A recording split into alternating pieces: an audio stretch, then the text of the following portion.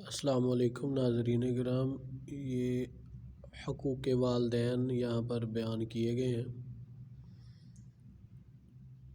والدین کے حقوق میں سب سے پہلا حق ان کا یہ ہے کہ ان کو ضرورت کے مطابق کھانا دیا جائے۔ دوسرا حق ان کا یہ ہے کہ ان کو اپنی استطاعت اور توفیق کے مطابق کپڑا دیا جائے پہننے کے لیے۔ تیسرا حق ان کا یہ ہے کہ ان کی خدمت کی جائے۔ چوتھا حق ان کا اولاد پر وہ یہ ہے کہ وہ جب بلائیں تو فوراً حاضر ہو جانا چاہیے۔ پانچواں حق یہ ہے کہ ان کی ہر حکم کی تعمیل اور تکمیل کی جائے، بشرط کہ کوئی ایسا حکم جو شریعت کے خلاف ہو، ایسے حکم کے علاوہ جتنے بھی ان کے احکامات ہوں ان کے اوپر عمل کرنا، یہ حقوق ہے، یہ حق ہے ان کا اولاد کے اوپر۔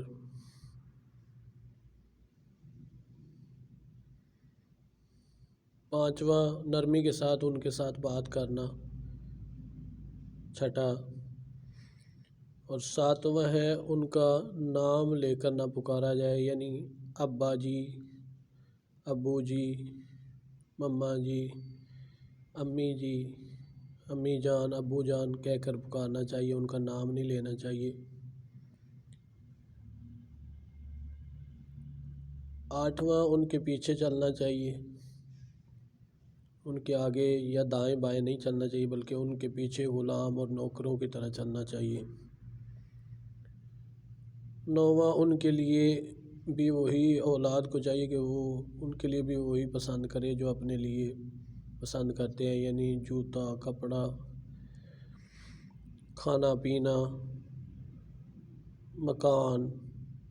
جیسے اپنے لیے اچھا مکان، اچھا کپڑا، اچھا جوتا جو ہے وہ اچھا، ہر چیز اچھی جو ہے وہ پسند کرتی ہے اولاد، تو ایسے والدین کے لیے بھی وہ وہی چیز پسند کرے جو اپنے لیے پسند کرتے ہیں۔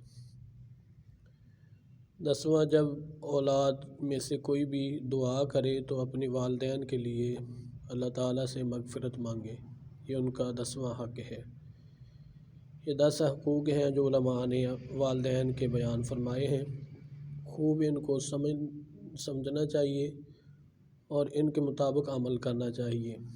اللہ تعالیٰ ہم سب کو اپنے والدین کی فرما برداری اور ان کی غلامی عطا فرمائے، ان کے حقوق کو پورا کرنے والا بنائے۔ وآخر دعوانا ان الحمد للہ رب العالمین۔